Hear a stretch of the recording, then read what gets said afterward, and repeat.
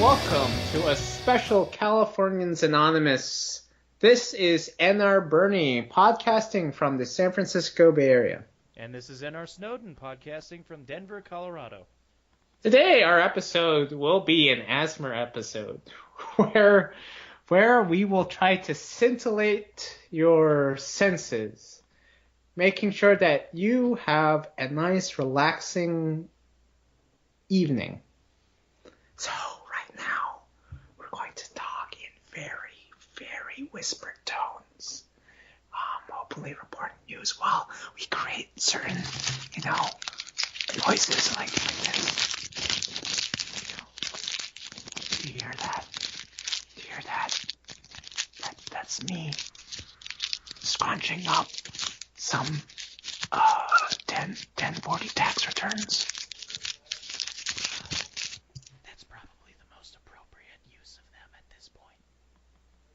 Do you want to hear me rip my tax returns? That's amazing. Satisfying for a lot of people. I think I was queefing right there. Okay. Ponder the biology of that. Okay. On a serious note, we don't have to talk like this. I mean, if you want to.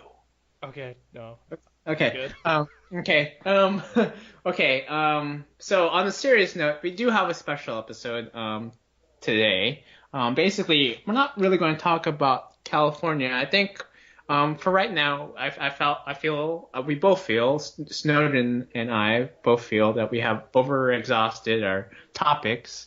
I mean, I don't know. I don't even think that's so much as just the things that we talked about last time are the ones that are still dominating the news cycle, and they're still ongoing. So I mean, there's also see where those things go.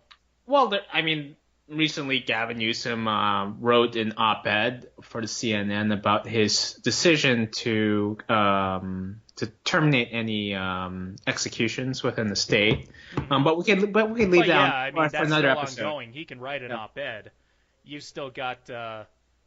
Believe it or not, over 52% of the state is against him on this. And it seems like, no, I'm pretty sure I said this, every single demographic in the state is against him. So, yeah, it's going to be interesting to see where it goes. His support is crashing.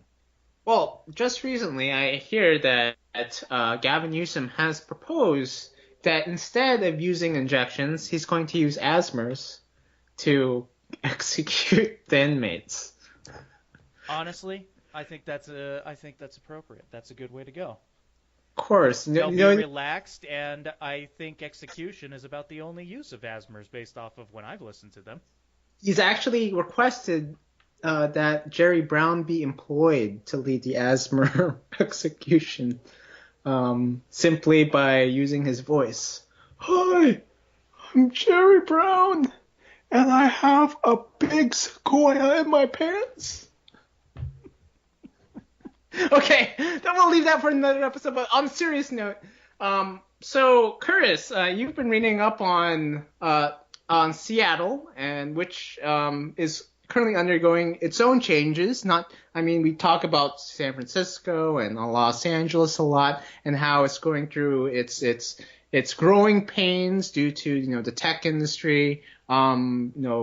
Basically making the economy boom within the state. But Washington State, not DC, Washington State is experiencing its own tech boom, specifically within Seattle. Places like Microsoft and Amazon have basically contributed to this rapid change within that city. And so you've read an article. Can you tell us more about this, about what's happening within Seattle? Well, it wasn't an article. It was actually a local Seattle news station special report. Oh, okay. And it's over an hour long, and the whole thing is available on YouTube now, so people can watch it. And it was called "Seattle is Dying." It's insider look. People who actually live there, just talking about the major homeless and crime situation that they've got going on. And so specifically, so what kind of crime are they experiencing right now? Uh, Mostly property crime, a lot of thefts, a lot of muggings, burglaries. But I mean, it really runs the gamut. You've got all kinds of attempted rape, assaults. Uh, Hell, there was one situation that they brought up, an incident of just flat out torture, is the only way to What? describe it. So this torture thing, what? So can you give some context as to what happened there? Guy broke into a woman's house and raped and beat her for over an hour. And What? yeah, she had to go to the hospital, barely survived with massive brain contusions from all the beating that she took while she was being raped. The guy had been picked up 3 days earlier for selling drugs on the street. Let out immediately because the Seattle criminal department they don't care. They just don't prosecute anybody. What? So, oh, Yeah, so so he I was mean released. that is a simple example of what's going on out there. And the big reason why it sticks with me is obviously the parallels to California are pretty obvious. Right. No, absolutely. So what else? What else is Seattle experiencing? So this sounds as if that currently much of this crime is drug related. Is that right? Almost 100%. You know, one of the more interesting things is they were taking a look at why the crime figures are so huge. Well, a big part of it is actually a lot of the crime is surprisingly being committed by a small number of people. Mm. But these small number of people, they're never prosecuted for anything. They're never actually held in jail, so they keep getting out and they keep committing crimes over and over again. It's you've got like 100 people as an example are committing I forget the numbers. I don't want to speculate and throw something out there that's probably wrong. But I mean these 100 people alone are committing like a huge portion of the crime in the city. One guy, for example, had 36 criminal acts ranging from simple property vandalism all the way up to attempted rape Oh over the wow. course of 3 years. So why is there this leniency within the city? I mean, this person's name has probably been out in the news, has been released into to the public for a while, right? I mean, even before this news coverage was released. So like why is the public pretty outraged about this in Seattle? As far as I know, no. I think that's a big reason why they made this special. Hmm. In fact, it was interesting. They made one point by there was a lot of footage in there showing homeless people, the tents and camps and everything, just the trash all over the place. One of the segments, they show a guy standing on the street just starting to scream at invisible nothing, and they make the point as they're filming it, like, here's a bunch of people walking by on the street. Nobody's even really looking at them. And why would people pay attention? This is something they see every single day in Well, almost every single right, block. I mean, it's just background noise at this point. In any other circumstance, something like this should be terrifying, and it is terrifying when you're forced to actually pay attention to it. right, But yeah, I think it makes a hell of a point that when it becomes the normal, you just tune it out. right. I mean, if you see something on a daily basis, you basically take it for granted. Like it'll always be there. If you've ever been in a city, I mean, you've been to like Los Angeles, and I've been to San Francisco many times, and you have this assumption, basically, that when you go into these cities, that there is a homeless population, and you basically assume that there's nothing that you can do to really help them, especially the crazy ones. So you don't do anything. You tune them out. So so there's this problem in the city, and currently, what are they proposing? Like, how are they solving this? Did they provide any solutions for this problem? Well, actually, at the end, one of them was pretty interesting. A specific solution that seems to be working in another area is Providence, Rhode Island. They made a point that over there they don't just put up with homeless people. And this is the thing: is I don't want to keep saying homeless people. Everybody, frankly, everybody knows this. Homeless is just a byword for drug addict. Mm. You know, I don't care what people want to say otherwise. That is the case. Right. That's what you see. That's why everybody is out there. And that's the thing is interviews with people from the police down to the homeless people themselves, they all say that. Right. And what Providence did in Rhode Island and what they're suggesting for Seattle is you arrest people. You don't go lenient on them. You don't just kick them back out to the street. No, you have to arrest them. You put them in prison, and when they're in prison, you can control them, so you put them into a forced drug rehabilitation program. Mm. You get them onto drugs that can get them to kick the habit of whatever they're on, like methadone or something like that. Right. You get them into a lot of counseling while they're in prison, and then you put them into programs to try to follow up. Apparently, it's had some massive success. I mean, what they described as one of the metrics for evaluating how well this program works is that if somebody's arrested, you know, and they're a major drug addict, and they just end up going cold turkey and get clean in prison, but, you know, that's not what they're actually wanting to do. The moment they get out of prison, they go right back into their old habits. Well, now they're no longer as they're not suffering strong withdrawals. Well, no, it's not the suffering of the strong withdrawals. They don't have the same tolerances that they used to anymore because they've gone through getting clean. So they try to shoot up with the same amount of drugs that they used before. Their body's no longer tolerant to it, results in an overdose. So one of the metrics that they're evaluating is they've got a 64% reduction in overdose fatalities from recently released prison inmates. I mean, Wow. I'd say right there, that's a pretty huge, significant metric. You got interviews with people who have successfully gone through the program, cleaned up their lives. I mean, obviously, this isn't something that's going to help everybody, but nothing helps everybody. And certainly, the thing of it is it's at least a hell of a lot more effective than what a lot of cities do, which is just, hey, let's just leave people on the streets. I guess that's their right. So usually the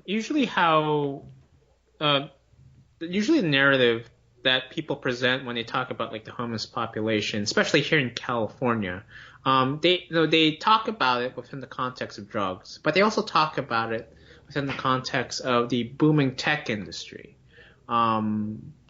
Is there any did the news coverage basically put some blame on the tech companies that are basically outpricing, people, placing them into a homeless situation? Not really. Not really. No, it didn't even address that.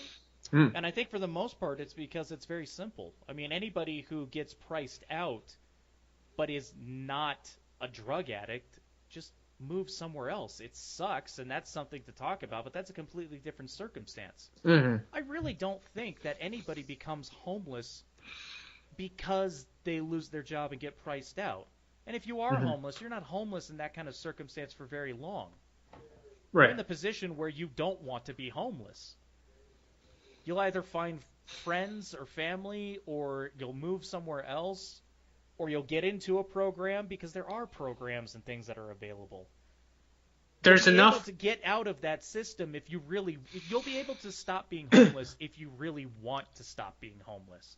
Frankly, I firmly believe that for anywhere in this country, there are services that are available.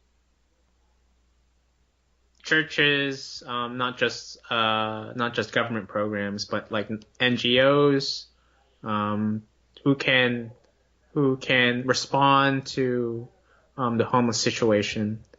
But for people who, like you're describing, the ones who lose a job, the property rates go up, But I mean, even yeah, it's still for the most part. I really think it's very, very few people who end up homeless because of circumstances like that.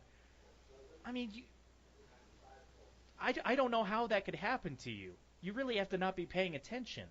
Most I mean, people before have something enough. like that happens, that kind of thing doesn't happen overnight. If you're paying the slightest bit of attention, you realize that's what's eventually going on, and you make the decision. Either you get more money from your current job, you get a better job, or you move somewhere else. And Just that take a sucks, but buy a that's Greyhound generally kind of ticket. life. Yeah, you buy a Greyhound ticket I don't and even just think you move need a out. Greyhound ticket. I know a lot of people don't have savings, but for the most part, people could probably afford a plane ticket and just go somewhere. Yeah, Most people own a car, they'd be able to drive somewhere. yeah, that's true.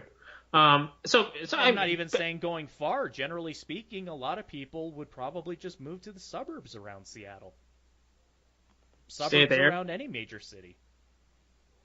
And most people, as you said, most people have a robust social network to tap into in case that they get kicked out of their house or kicked out of their apartment.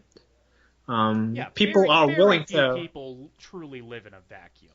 hmm So this comes into, I guess, uh, comes into question. I guess this pretty much parallels with what not just California is experiencing, but pretty much the whole country is experiencing with the whole heroin epidemic happening. I mean, And that's I mean, really where I think most of this is coming from. yeah, this. I mean, if you look at the statistics, I think 74,000, I believe, um, have passed away within the last year from heroin overdoses. Let me just get that number straight because I wanna make sure that number is correct. Deaths from heroin overdoses last year. I want to get that correct. Let's see here. Yeah, more than 70,000 20 Americans Yeah, yeah. passed away from overdosage.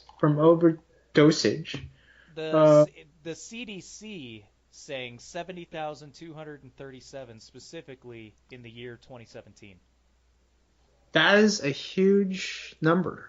The thing of it Absolutely. is it increased by nearly 10% from 2016, 9.6% over the course of a year.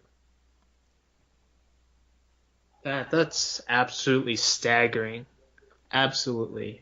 Um, that's I'm kind of surprised that we don't talk about this that much because I mean, so it's like for instance, when during the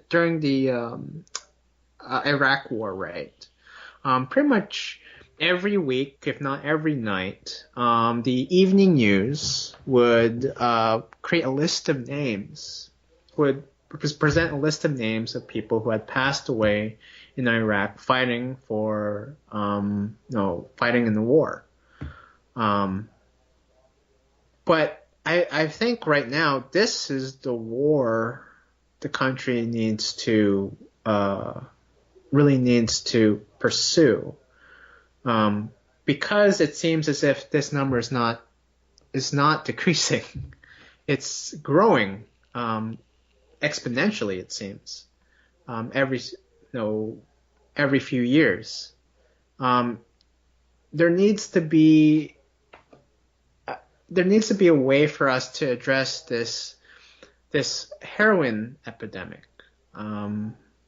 seriously, because this is one of the reasons why, according to a recent survey, that I think white Americans specifically, the life expectancy for white Americans have decreased for the first time in modern history, from I think 78 to a year. Like it decreased by a year, and it's mainly due to this heroin epidemic. That's not surprising with how widespread it is and how epidemic it is. So this begs the question, why is there a greater usage of heroin now than in the past? Especially not just in the urban areas, but also within suburban areas and rural areas Oh in boy. this country. This is not just an urban problem. This is also a suburban and rural problem as well. There are people,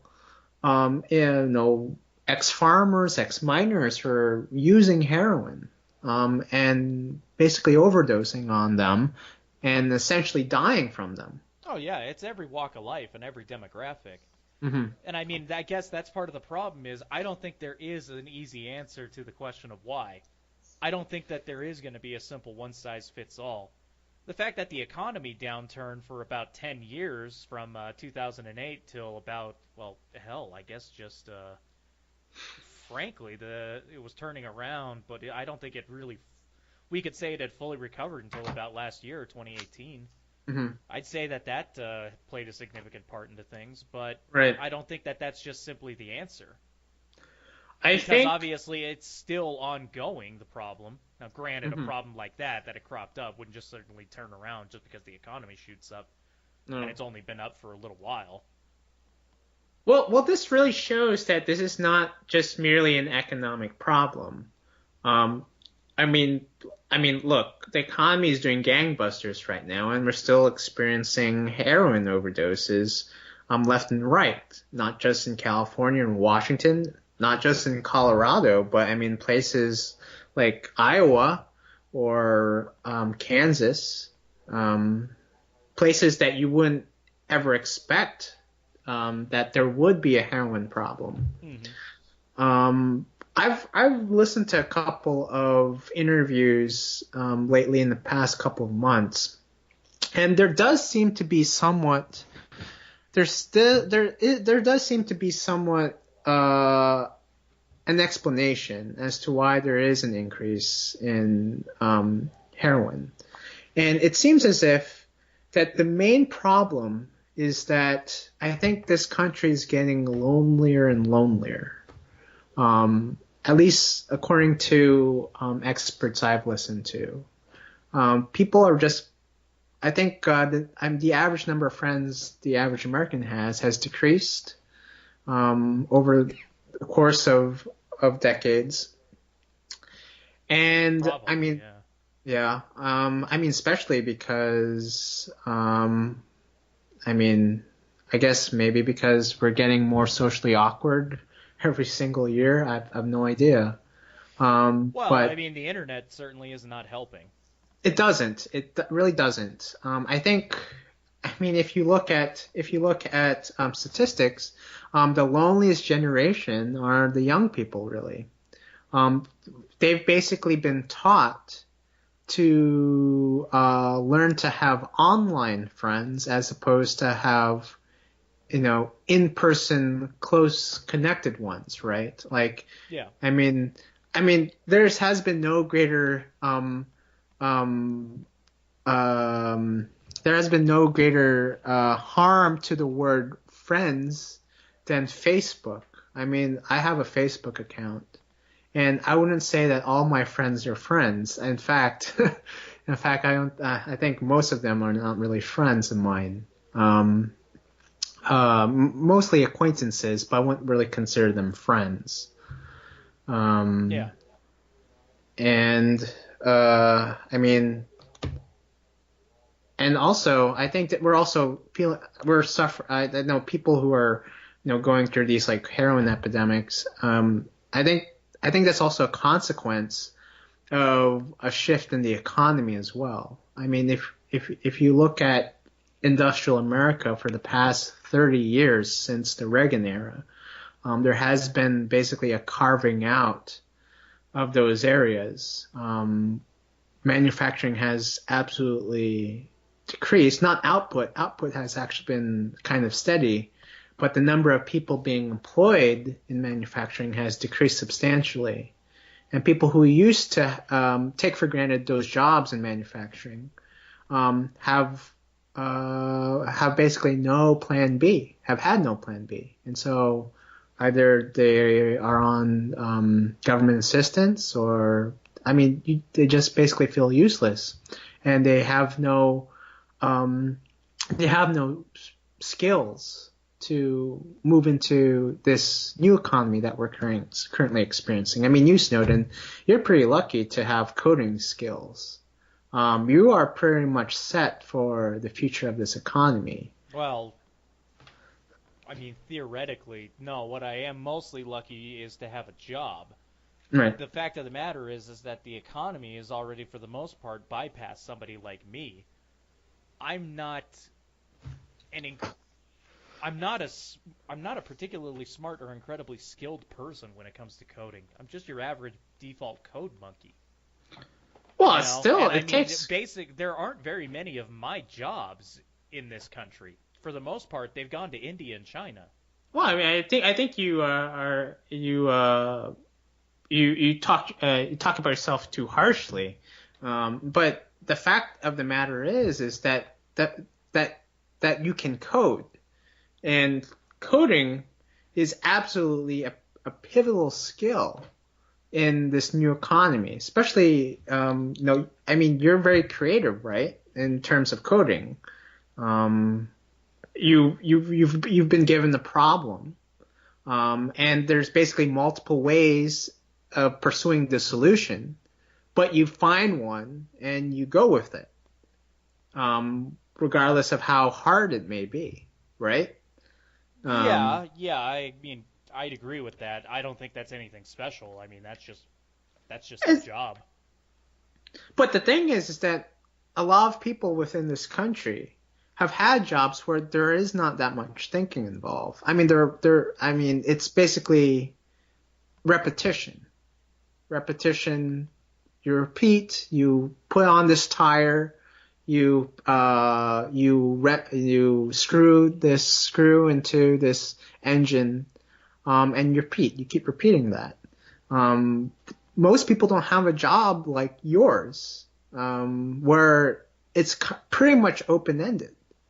Although there is a design, a layout for you to follow according to your employer, um, you basically have a much more open-ended assignment as opposed to someone, screwing a screw or placing a frame on a car. I suppose. Yeah. You don't have an assembly line kind of job. No, it's certainly not an assembly Right, line. right. And so a lot of people who don't have those skills like yours are are basically becoming obsolete, because there are machines that now do what, um, manufacturers can do, or I mean, manufacturing workers can do. Um, it's it's it's very difficult them to transition into a field like programming. Oh, immensely so. No, frankly, it's difficult to transition from one field to another field, regardless of what those two fields are. Right. If you've been taught to think a certain way, it's very difficult to transition into a career where your thinking has to evolve drastically. Well, it's a lot like trying to learn a new language late in Right. life. It's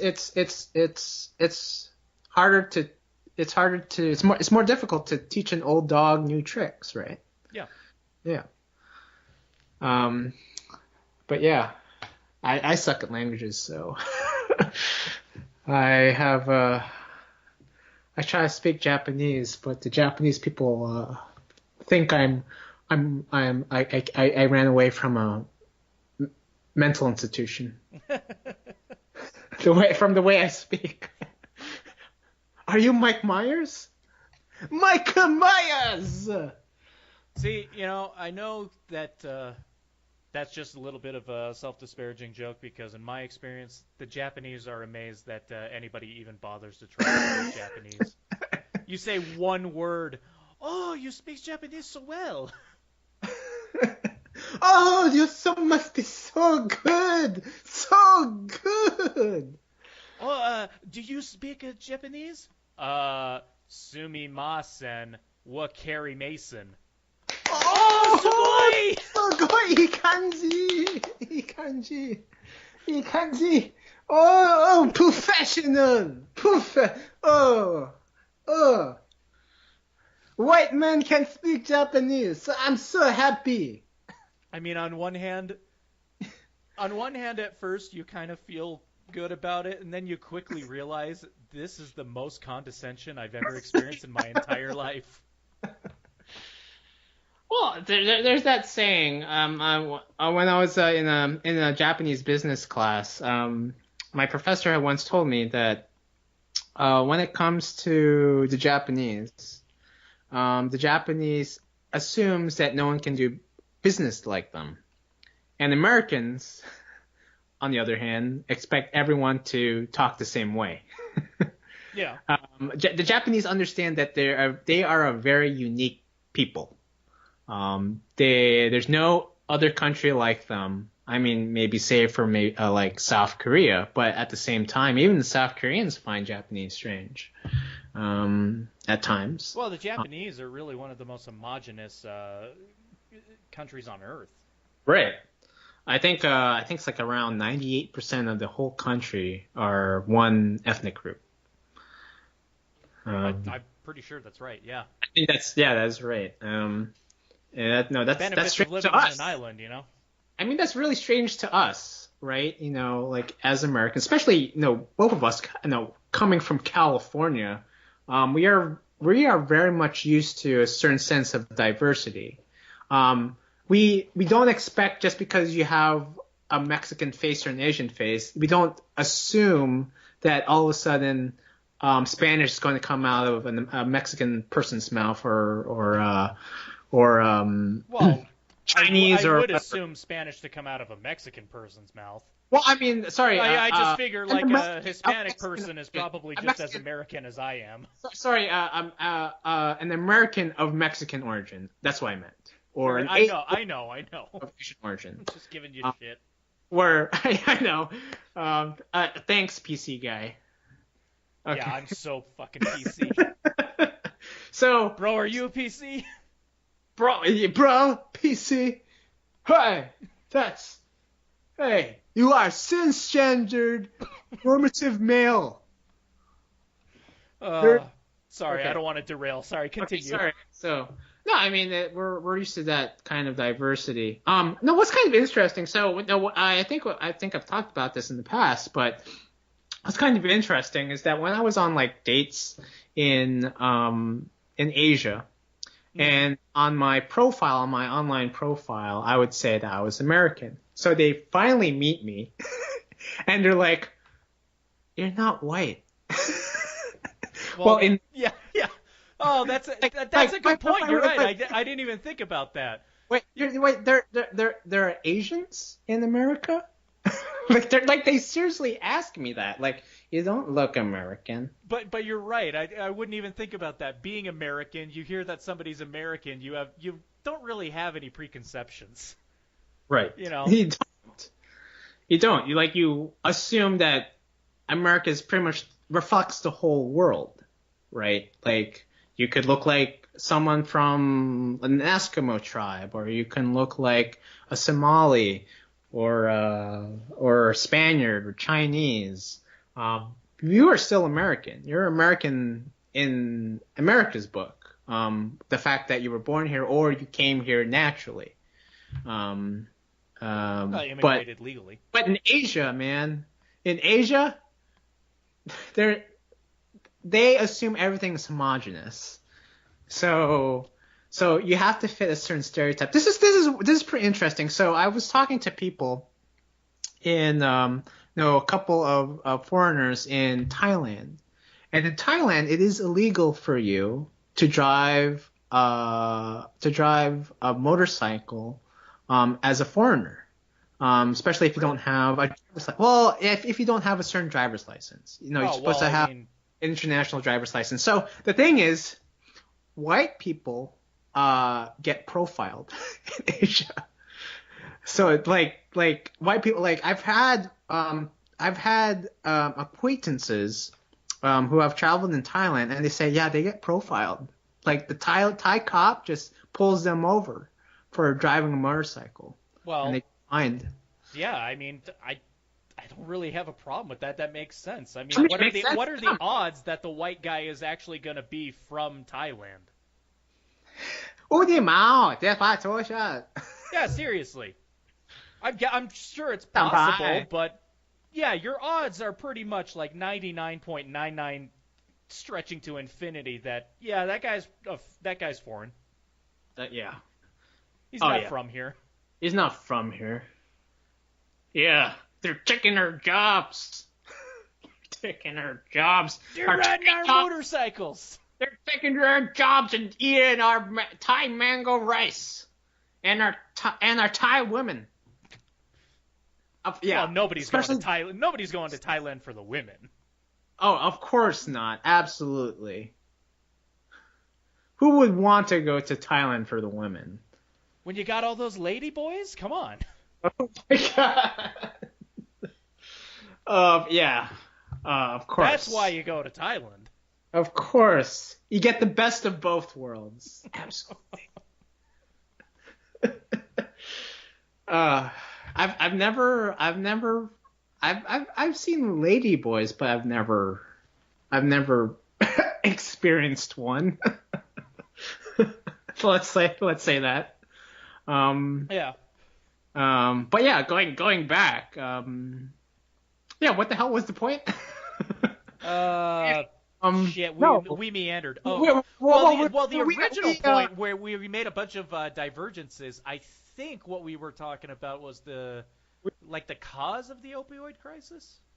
Yeah, that's.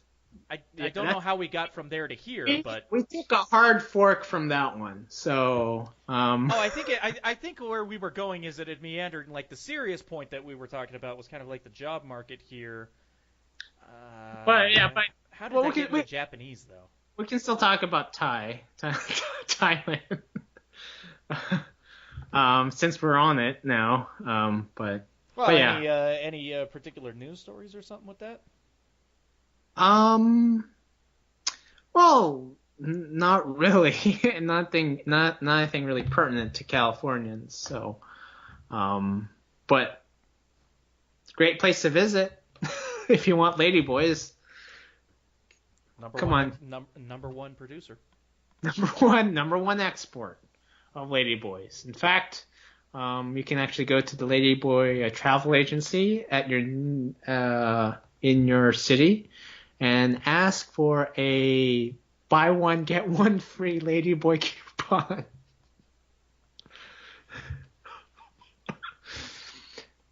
Where you can get the most, so you can get the most out of your Thai vacation. That's not even a joke. I googled it and like the whole I googled it and the whole page is literally travel agencies specializing in ladyboy tours. No, I was just making that up. What? Can you send me that link? It's not a link, just Google it. Well, I don't. The NSA is going to look at my search queries and like, look. Oh, at this point, I've searched for so much worse in my lifetime. I'm not worried about it. Okay, Thai Ladyboy Travel Agency. Oh yeah. I think the very first one you'll see is thegayglobetrotter.com. Oh god. Well, they have an explanation, but I don't see a travel agency specializing ladyboys. Well, here's one, luxurythailandtravel.com. And one of their subpages is Thai ladyboys. Charming and flirtatious, Thai ladyboys can provide many a tourist with a life-changing experience. Oh, wow. Life-changing experience. I'm sure that's true. How to hook up with a ladyboy in Bangkok. Okay. Well, we can move on from that. We can move on from this. Okay. I'm just saying, It's fun to Well, joke. It's even funnier when it turns out that it's not a joke. oh man. Okay. Well, scratch that. So, but yeah, I think we have about 20 minutes left until this podcast, finishes. So, do we have anything, to talk about? Well, if we want to try to get into like a serious thing, on the national level, it's not really California, but on the national level, the Mueller probe is done. Oh yeah. So, but it hasn't been released yet. Nah, it hasn't been released yet, but from everything I can see, you know pretty much everything that you need to know by the fact the news is coming out on a Friday, so there's not a lot to talk about, and also there's no indictments. Nobody's getting charged with anything. I think if there is anyone going to be charged, it'll be only for procedural stuff, I'm assuming, because that's what, so far that's why Michael Cohen, people like Roger Stone have been indicted, is mainly because they misrepresented themselves. And that's exactly it. That's really the point, is that there's no new indictments, there's no new charges being brought to anybody. That wouldn't have to wait for the report to become public. They would just start doing that process as soon as it's all done. And they're not picking up anybody, so they've got nothing else on anyone. That seems to be clear.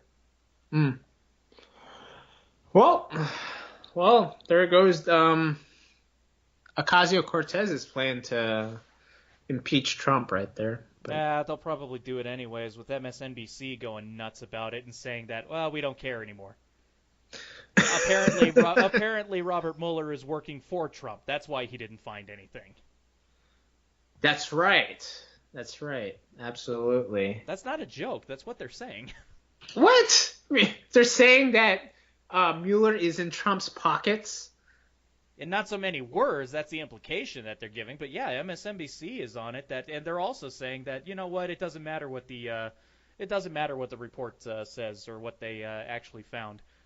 We should go after Trump anyways. Well, MSNBC is a joke. I don't take them that seriously. Especially like during Newsnight, they have like Rachel Maddow covering the election coverage, and that's like having like Bill O'Reilly or Sean Hannity covering election coverage on Fox News. That's just crazy. They don't have like someone who has a modicum of being a moderate covering the election news cycle on the thing of it MSNBC. is I don't expect somebody to be a complete and absolute moderate and have no, but at least have a facade, right? Like, well, at least be a reporter and not a commentator. I mean, you had you had Rachel Maddow basically breaking down live on MSNBC. That was Rachel Maddow doing that? Yeah. Oh, okay. I know somebody cried. I didn't know who it was. Well, someone cried. I'm not sure she cried, but or maybe she was crying. She was tearing up. She was holding. Well, a lot of people were tearing up. Man. I mean, it's been about 2 years since Trump got 2.5 years since Trump got elected, and it's still such a big surprise to people. I mean, It still just stuns me that they're so convinced that he's just Satan.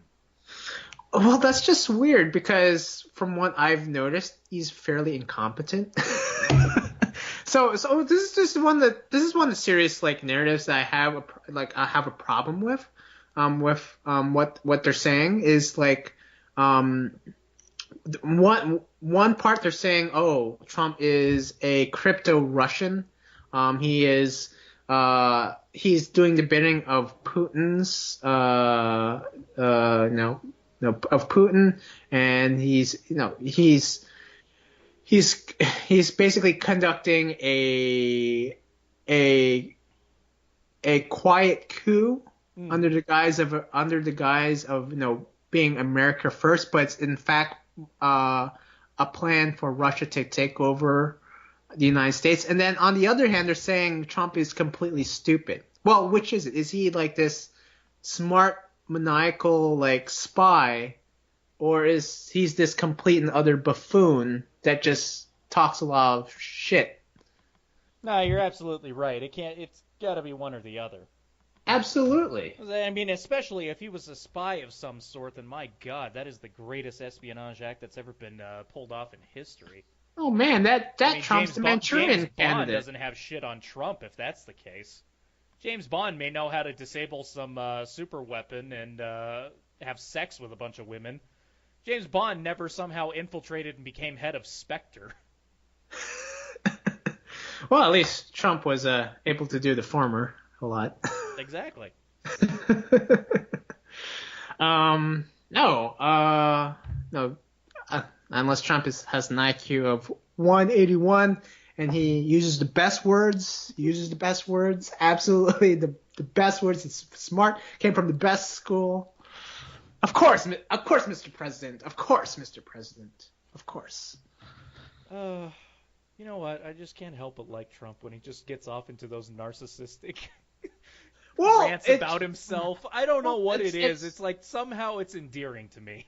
Well, it's really one of the reasons why Clinton lost is that he was never really scripted, and even when his staff was trying to rein in. Intensely scripted? Isn't that what you mean? Oh, sorry. Yeah, she was. Sorry, Trump was never really scripted. Clinton was scripted. Yeah. Lot. Sorry. But no, Trump. Even though his staff was trying to rein in a lot of his comments, he still just went off the cuff. He just doesn't care. I mean, they even tried to take away his Twitter account. That I think the first couple of months when he was president, but he just kept on tweeting. And I think now we've basically have acclimated to this scenario of having our president directly talking to us. I mean, sure. I mean, it's basically as revolutionary as like FDR's fireside chats, but at the same time, FDR didn't say Hubert Hoover is such a dumb asshole. That's why I won. And this Great Depression, you know why it's so great? It's because of me. That is true. A little bit of difference in terms of the context and the commentary. But you're right. I mean, it is very similar to FDR, just in the sense of using a brand new medium. Yeah, it's just that we have a blowhard as our president. FDR at least had at least tried to not act too much like a wild guy. But I do. But despite the fact I don't really like Trump's personality, I do credit him where credit is due. I mean, this economy is doing pretty well. I love the fact that I love Trump's stance on Israel. I really do. I really, really do. Yeah. I am completely fine having Jerusalem as the official capital of Israel. I am fine having Israel take over the Golan Heights. I'm fine with that. They've had the Golan Heights for quite a while. Syria ceded it to Israel for years. And for one thing, I'm not very pro Israel, but it is the only country within the Middle East that does have a gay community, an open gay community.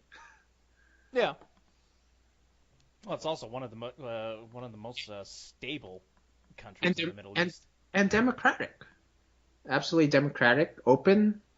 You won't find that in Saudi Arabia. No. Absolutely not. So yeah. And the Jews, that is one persecuted minority. So I'm fine having their own country. Well, yeah. So yeah, I'm fine with that. I'm fine with Trump um, being tough on North Korea, on China. But I don't like that he's very tough with our allies. But although he has made results, he has made Germany pay more for its own defense, France as well, Mm-hmm. which is good for us, you know. Um, Well, it's very good for us, and ultimately, it's not like it's in any way bad for them. They still get the benefits of the defense and whatnot. right, Nothing in the relationship has really changed. They're just kicking up a bit more cash. right. Frankly, it seems like that was always a good idea. It was never quite understanding why everybody was so up in arms about it. I guess it was mostly just the idea that we'd be pushing hard on our allies. But Yeah. you know what? Ultimately, I guess that's what it took. Well, I guess it's that old saying, you know, from like The Godfather. Keep your friends and families close, but your enemies closer. He seems to um charm more his enemies like North Korea and I guess dictators like you know more than his own like allies. So maybe that's part of his strategy. Um, Maybe. I mean, if he's like that with his allies, man, I can only imagine what Melania's has to deal with. These days, probably not much. I gave you a son. Isn't that enough? Yeah, I Oh, guess exactly. That's exactly what I'm thinking, honestly. that's enough. You don't have to deal with my dick anymore. Sorry, my huge dick. Yeah, Don. Yeah, Don. We all know you have a huge dick. Yeah, right. Because I have big hands, okay? I have big hands. Melania, man, it's she got a good deal. Oh, hell yeah. Oh yeah, model. Have you seen those photos of her? Man, like those like early photos of her as a model. Jeez, no wonder why Donald Trump went after her. Honestly, no. I don't think I ever did. You just Google them right now. You won't be disappointed. Uh,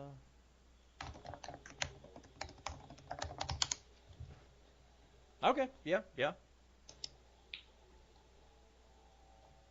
But of course, I mean, she still looks good, so. Oh yeah, she was on